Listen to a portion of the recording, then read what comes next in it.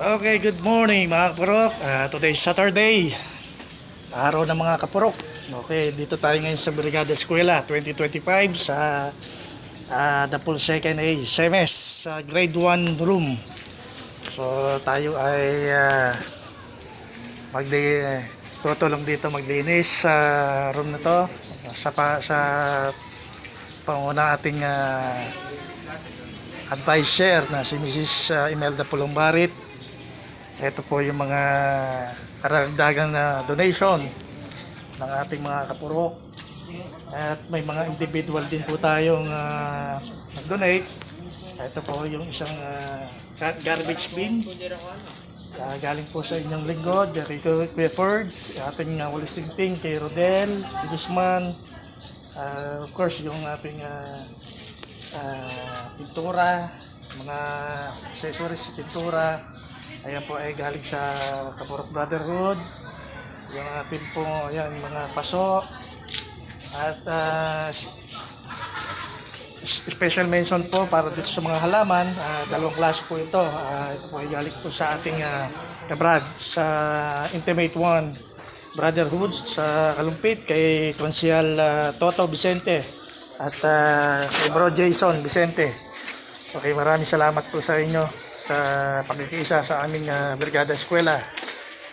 For the meantime, ito na yung ating mga samahan. Purok, yan, nandiyan po si Hill, si Benji, si Ron, Harold, Bojek. Kasalukuyan po kami bago mag-umpisa ay tayo po ay mag-aalmasal muna.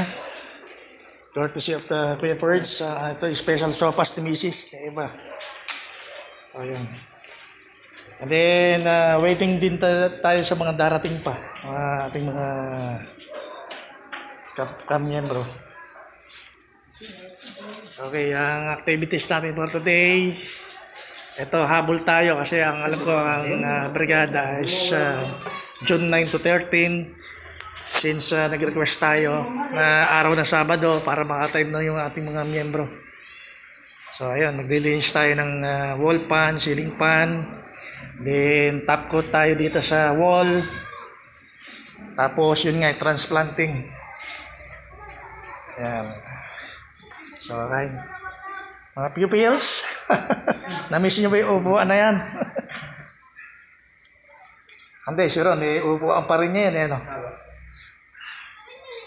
Okay, kain muna tayo.